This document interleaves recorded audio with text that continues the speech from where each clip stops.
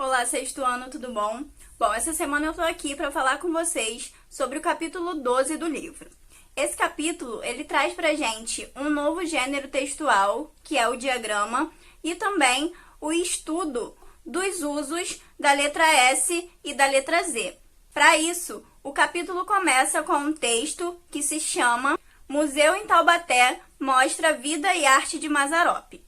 Bom, então esse texto vai trazer pra gente um pouquinho, sobre esse cineasta brasileiro, vai falar sobre quem foi Mazzaropi, vai falar a importância dele para o cinema brasileiro e também vai falar um pouquinho sobre esse museu lá de Taubaté que guarda, a memória dessa figurinha importante do cinema brasileiro. Depois de lido, o texto por vocês vão precisar responder as atividades correspondentes a esse texto, que começam lá na página 376. E lá na página 377, vocês vão encontrar no cantinho direito, um quadrinho, um retângulozinho verde, que se chama Eu e o Mundo. Bom, esse retângulo é importante e traz pra gente uma temática essencial, que é o preconceito linguístico. O preconceito linguístico se refere exatamente à discriminação sofrida por certas pessoas que falam diferente. Então, às vezes, as pessoas elas não têm determinada instrução, não sabem falar o português padrão, aquele que a gente aprende na escola, ou, sei lá, moram numa região mais distante, numa região de interior e tem um linguajar diferente, ou, sei lá, elas são muito mais velhas, e falam palavras diferentes das que os mais novos sabem falar, ou sei lá, os mais novos, que falam gírias constantemente, são taxados de marginais e tal pelos mais velhos. Então, tudo isso é preconceito linguístico. O preconceito linguístico é exatamente rebaixar o outro por falar diferente de você, ou por não falar a norma padrão da língua portuguesa. Ao falar de preconceito linguístico, a gente não pode esquecer que o nosso Brasil é imenso e que cada região tem um linguajar diferente, uma forma de se expressar diferentes, palavras para descrever as coisas às vezes muito diferentes, e sotaques e etc. E que também as gerações, as idades, elas também têm esse linguajar diferente, essas falas diferentes. E que nem por isso os mais velhos são mais sábios que os mais novos, ou que os mais novos são mais sábios que os mais velhos, ou que quem sabe falar a norma padrão da língua portuguesa é mais inteligente que quem não sabe, que o carioca é melhor que o paulista e etc. Todas essas falas, elas são importantes na constituição da nossa identidade cultural, da nossa identidade linguística. Então, como o Brasil é um país muito grande, muito vasto, e muito diferente de região para região, a gente tem essas variações linguísticas que precisam ser respeitadas, apesar de a gente saber que a norma padrão é importante, que é a que a gente aprende no colégio e deve utilizar em determinadas ocasiões, como, por exemplo, trabalhos escolares, provas, redações e etc. Agora, a gente vai ver o tópico 2. O tópico 2, ele trata do diagrama, que é esse novo gênero textual que a gente vai estudar aqui hoje. O diagrama, ele é meio que um esquema, É um esquema que você vai montar para representar de maneira mais visual e mais resumida algumas informações, dados e etc. É importante a gente saber que os diagramas, eles não são meros esquemas feitos de qualquer maneira, Eles devem apresentar uma ordem e também uma hierarquia, Devem demonstrar essa dependência que um link tem com o outro. Então, por exemplo, se eu vou fazer um diagrama dessa aula, eu preciso ter o título da aula numa caixa maior, em destaque de alguma forma, e aí ligada, para baixo, os subtítulos, os outros assuntos que eu vou falar dentro dessa aula, que são um pouco menos importantes, ou que estão dentro daquele todo, E aí as outras subdivisões e tal. Sabendo disso, a gente chega na produção textual. Bom, a produção textual dessa semana consiste em, claro, vocês montarem um próprio diagrama, Então, vamos lá. Sabendo que é diagrama, a gente vai primeiramente observar que há um diagrama no fim da página 379. Esse diagrama, ele mostra pra gente, nomes de outros cineastas brasileiros, assim como Mazzaropi.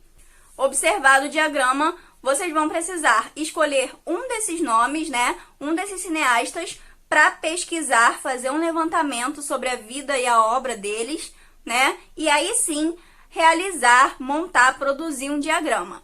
Esse diagrama deve conter obrigatoriamente as seguintes informações.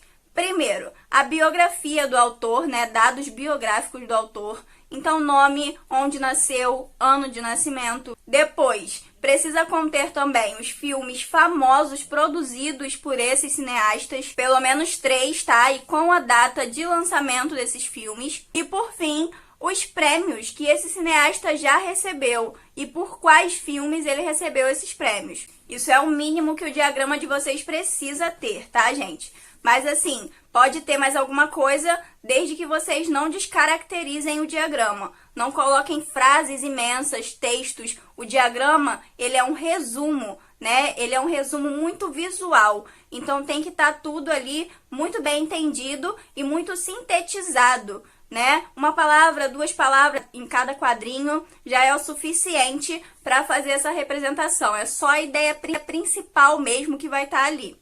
Façam isso numa folha de papel A4 ou mesmo numa folha de caderno. Destaquem e anexem aos estudos dirigidos para mandar de volta para a escola, tá? Porque eu preciso corrigir essa atividade para lançar a nota de AV1 de vocês. Depois disso, a gente chega ao estudo da língua. O estudo da língua essa semana traz pra gente a diferenciação entre o uso da letra S e o uso da letra Z em algumas palavras.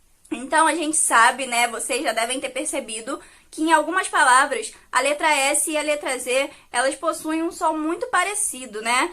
Igual às vezes. E que isso confunde a gente, deixa confuso e que a gente fica muitas vezes em dúvida do que usar. Então, eu escrevo isso aqui com S ou com Z, né? Esse conteúdo de hoje, ele serve para ajudar vocês a acertarem na ortografia, na escrita de algumas palavras. Então, primeiramente, a gente tem aqui os substantivos, que a gente vai ver os substantivos escritos com a letra Z. Então, a primeira regrinha dos substantivos escritos com a letra Z é a seguinte: todos aqueles substantivos que são formados a partir de um adjetivo e que terminam em -es ou em -esa, né, vai ser escrito com a letra Z. Por exemplo, grandeza termina em -esa e é formado a partir do adjetivo grande. Ou ainda, rapidez termina em -es e é formado a partir do adjetivo rápido. E a segunda regrinha é aquela que diz que sempre que eu tiver um substantivo no grau aumentativo ou no grau diminutivo, em que a palavra original não tenha a letra S, esse substantivo vai ser escrito com Z. Por exemplo, a gente tem o substantivo nozinho. Então, o substantivo nozinho é um diminutivo da palavra nó. Então, a palavra nó, ela não apresenta de forma alguma a letra S. Logo, o diminutivo, nozinho, não vai ser escrito com S, e sim com Z. Bem como a palavra florzinha, o substantivo florzinha. A palavra original, que é a palavra flor, ela não apresenta a letra S. E a palavra florzinha, que é o nosso substantivo, está no diminutivo. Logo, essa palavra florzinha, esse substantivo, não será escrito com S e sim com Z. E se por um lado a gente tem os substantivos escritos com Z, por outro a gente tem os adjetivos escritos com S, que vem em forma de 2 regrinhas pra gente também. A primeira regrinha é a seguinte: a gente vai escrever com S os adjetivos pátrios e os que indicarem título e origens, sempre terminados em -es ou -esa. Por exemplo, marquês ou marquesa, francês ou francesa, burguês ou burguesa, escocês, escocesa e por aí vai. A segunda regrinha consiste em escrever com S os adjetivos que terminam em oso ou osa. Por exemplo, famoso ou famosa, misterioso ou misteriosa, meloso ou melosa. Entendido esse conteúdo, tá, dos usos da letra S e da letra Z, vocês vão partir para as atividades de fixação, que são as atividades finais. tá? Vão responder todas as atividades finais, que isso é muito importante para fixar o conteúdo na cabeça de vocês e a gente poder seguir aprendendo as demais matérias. E, finalmente, a gente termina o estudo do capítulo 12. Vou continuar pedindo para que vocês me sinalizem aqui nos comentários se houver alguma dúvida. Muito obrigada pela atenção e até a próxima aula.